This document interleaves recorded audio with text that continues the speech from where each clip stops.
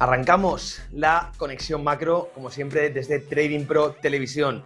Hola, José Basagoiti. Vamos a repasar hoy el mercado del oro, también esa falacia tremenda de la desdolarización y todos los cambios geopolíticos que está habiendo con esa diferencia entre el G7, BRICS, también ese ataque, en teoría, que tratan de hacer ciertos países hacia el dólar con la amenaza de venta de reservas.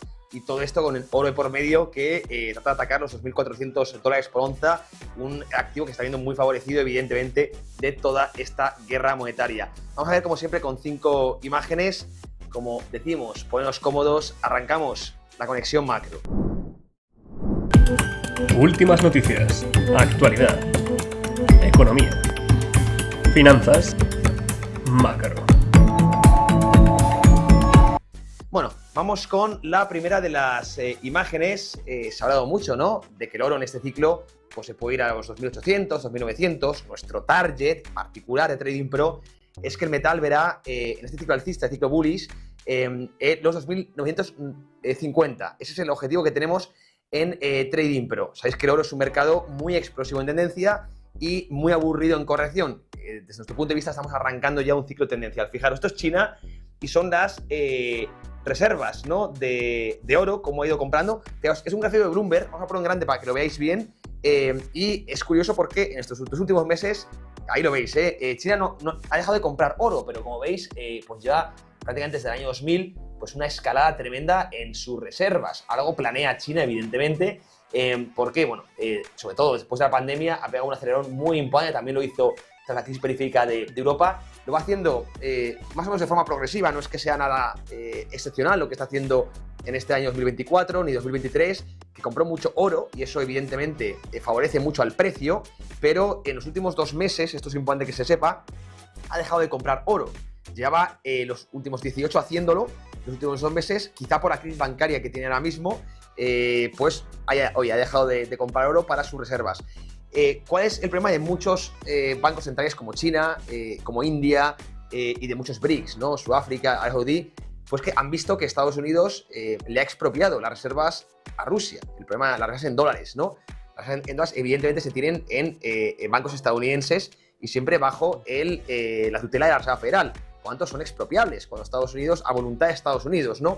Países enemigos, como pueden ser estos que hemos nombrado, pues evidentemente pues, pueden temer que en un futuro sean ellos los que reciban este tipo de sanciones y se queden sin sus ahorros, congelados. Veremos si expropiados. De momento los de Rusia están congelados, se amenaza con expropiar los intereses de las reservas, lo cual atenta contra toda ley internacional. Pero bueno, está el mundo como está, no vas a ser. Y bueno, pues muchos países lo que están haciendo es, oye, vamos a aumentar el activo real como oro, que no tiene riesgo de contraparte, no depende de terceros, y vamos a ir poco a poco quitando peso de activos financieros, sobre todo en dólares, o también puede ser en euros, en divisas occidentales, ¿no? Esto es la tesis que se habla, mucha gente ya empieza a denominar ese concepto que se puso tan de moda en 2023 de la desdolarización. Si vemos sobre este gráfico y vemos cómo China compra mucho oro, pues podemos caer en esa falacia que llamo yo. Separemos partes. El hecho de que el oro sea un activo que esté cogiendo peso es una realidad, eso no podemos mentir. Esto es muy bueno para también el precio del metal. Ahora mismo estamos cotizando por debajo de los $2.400 por onza. Como digo, esperamos, pues nosotros a corto plazo, un rally hasta los $2.900, $3.000 por onza Troy. Evidentemente, las compras de bancos centrales crean mucha demanda para el metal, un mercado que además tiene un market cap que tampoco es tan grande y mucho más pequeño, evidentemente, que el de los treasuries, ¿no? Por lo tanto, cambios pequeños en términos porcentuales son muy, por ejemplo, de activos reserva de Banco Central, son muy importantes para el precio, ¿no? Pero el hecho de que estemos en un entorno favorable para el oro no implica necesariamente que sea un mal entorno para el dólar. Es lo que vamos a ver en próximas imágenes. Vamos con la segunda imagen, la ponemos también en pantalla. Vamos avanzando, insisto. Fijaros, este gráfico es crucial entenderlo y pues quita un poco el mito ese de la desvalorización. A día de hoy las reservas de oro aproximadamente representan en los principales bancos centrales un 10%.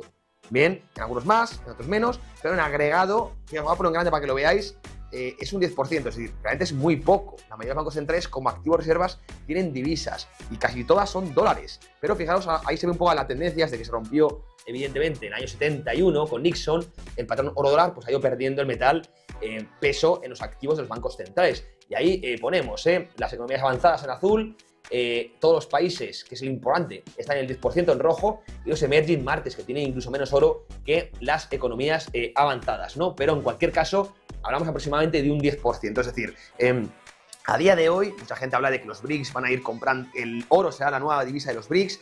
Bueno, pues fijaros cómo pues estamos aún muy lejos de que sea un activo relevante dentro de los activos de los bancos centrales.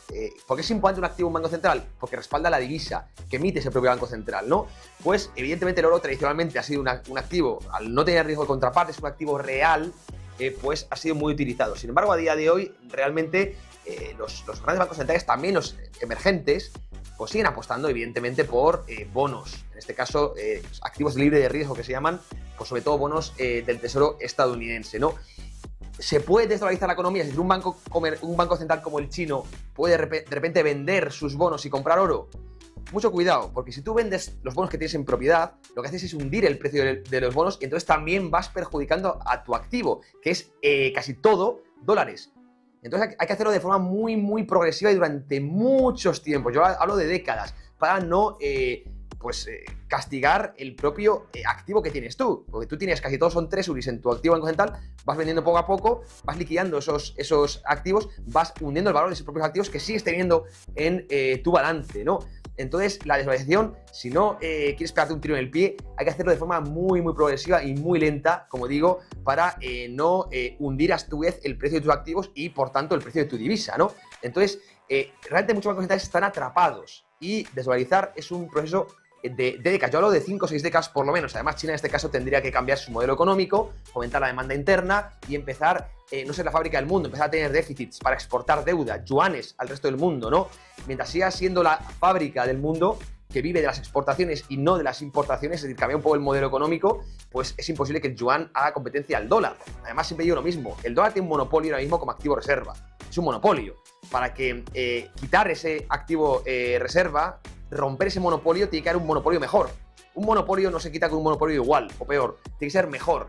La pregunta que os lanzo a todos, ¿el yuan es mejor que el dólar? ¿El oro es mejor que el dólar? El oro tiene muchas limitaciones, es muy rígido.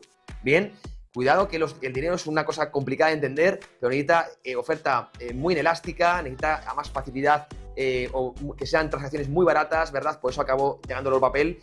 Entonces, y el oro ya funcionó como patrón y se acabó quitando. La gran pregunta que os hago, fuera de lo que realmente queramos a nivel ya utópico o a nivel ya de creencias de uno, más liberales, sé que hay mucha gente que apuesta, es muy orófila, apuesta por la vuelta al patrón oro, pero viendo la realidad, más de lo que uno quiera, la realidad y la práctica, realmente es muy difícil desbancar al dólar y es una divisa que como divisa de transacción, ha funcionado muy bien. No como activo reserva, evidentemente es una divisa inflacionaria, pero es que no está pensada para ahorrar. El dólar es una divisa para comerciar, no para ahorrar. Para ahorrar hay otros activos, oro, bolsa, bonos, Bitcoin, hay otros activos, no hay que ahorrar en fiat, yo siempre lo he dicho, no está pensada la divisa fiduciaria para eso, ¿no? Simplemente es para transferir y no funcionan mal, las cosas como son.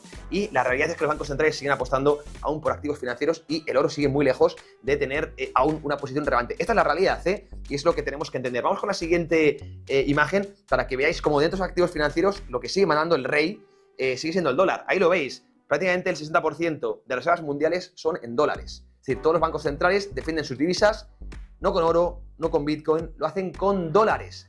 Dólares a la vista, que serían dólares puros, o dólares a plazo, bonos, treasuries, obligaciones, en general, toda la curva de bonos de Estados Unidos. Vamos a poner en grande para que lo veáis. Es que es dominante, es una dominancia tremenda y al rey aún no le queréis quitar la corona. Es muy complicado, fijaros, desvalorizar una economía cuando hay tanto apalancamiento, además en dólares. Veis que ahí tenemos el euro que ha ido ganando terreno, el euro es el antiguo marco alemán, de hecho el dólar le dio espacio al euro para salvar a Europa tras la Segunda Guerra Mundial, al marco en general, al marco que es el euro anterior para que nos hagamos una idea, y el resto de reservas pues son muy residuales, ¿no? Ahí veis el renminbi, prácticamente no tiene impacto, la lira esterlina, que era la antigua divisa reserva, pues a día de hoy tiene muy poquito peso, el yen japonés, ahí lo veis, ¿no? El dólar canadiense, el franco suizo, pero el dólar claramente estadounidense es el que manda, ¿no? Puede sus errores que los tiene. Yo siempre digo que el dólar es la camisa menos sucia del armario. Tiene manchas, la Reserva Federal ha hecho barbaridades, pero el resto de divisas fiduciarias lo hacen todavía peor. Entonces al final nos tenemos que quedar con el monopolio, el que mejor servicios ofrezca, y a día de hoy al nivel de divisas fiduciarias por fortuna o por desgracia, eso ya es opinión de cada uno, el dólar sigue mandando, ¿no? Así que esta es la gran historia de esa falacia de la desvalorización. Hemos escrito también mucho en Trading Pro, ponen los artículos, pero bueno, no se va a desvalorizar, no lo esperéis en próximas décadas. Yo creo que no lo va a vivir y posiblemente mi hijo tampoco, no lo sé, quizá me equivoqué, es mi opinión. Dicho esto, el oro sí que puede ganar, en vez de pasar del 10 al 12, al 15% en activos bancos centrales, y al tener un market cap tan pequeño en comparación con los treasuries, el impacto de ese cambio, pasar del 10 al 15%, es brutal en el precio. Por lo tanto, cuidado, el hecho de que el dólar siga mandando como activo de reserva, que lo va a hacer, no implica que no tengamos una oportunidad histórica en el oro. Desde mi punto de vista, la tenemos, porque es verdad que los BRICS, ante esas sanciones que ha puesto Estados Unidos, la OTAN, a Rusia, de congelar, de expropiar reservas, sí que van a ir aumentando poco a poco sus tendencias de oro. Yo estoy de acuerdo que eso va a pasar, pero eso no va a afectar al dólar, o va a afectar muy, muy poco, no se puede hablar de desvalorización.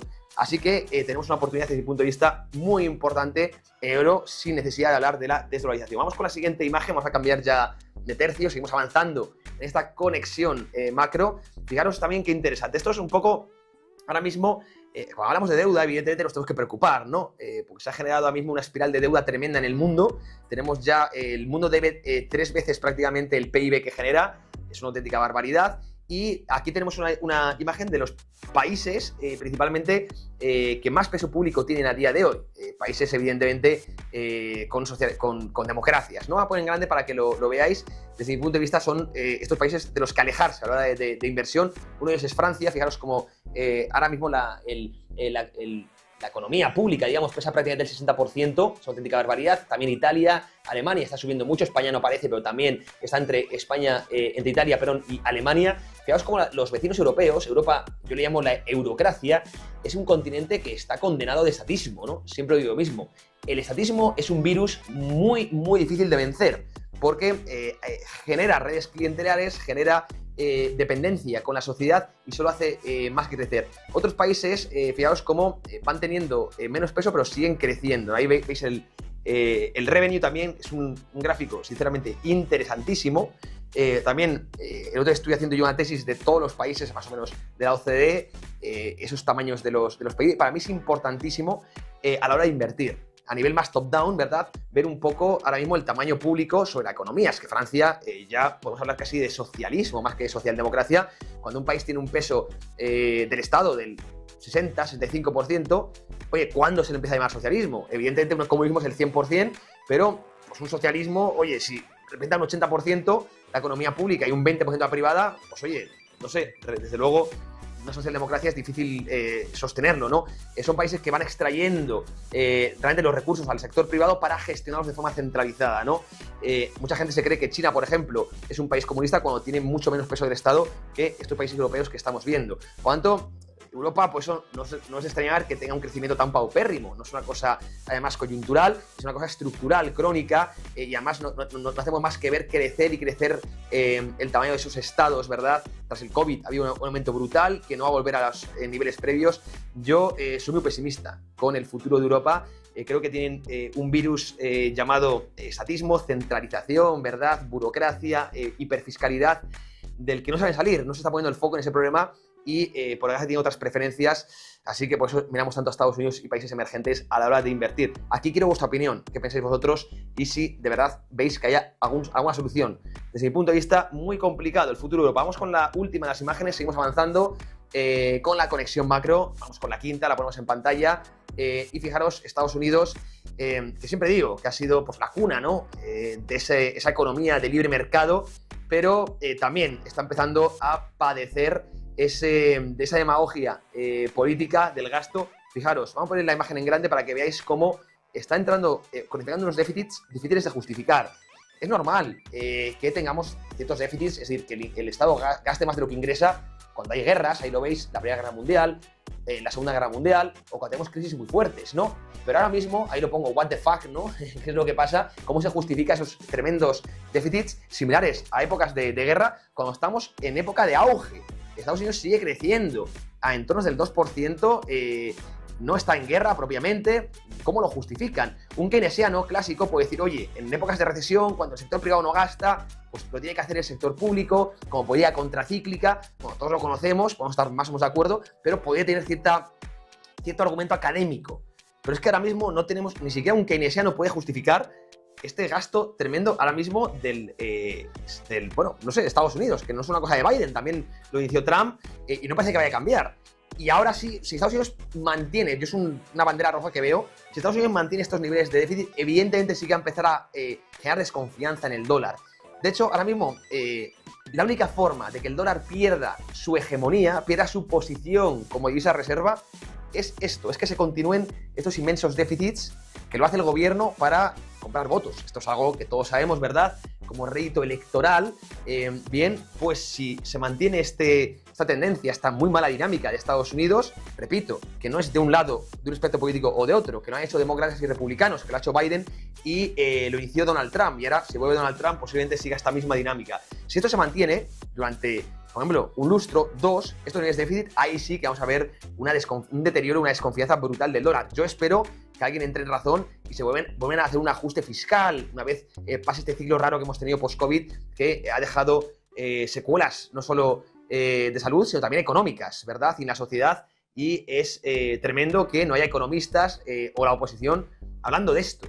Y la sociedad, incluso de abajo arriba, tendría que poner ya el grito en el cielo. Tremendo. Como siempre, espero vuestra opinión, también acá en comentarios para que generemos este debate tan interesante de este tema, de la deuda, del oro, del dólar, que ahora está en boca de todos, ¿no? Con esto cerramos la conexión macro. Como siempre, un placer. Os ha hablado Joseba Sagoiti. Chao.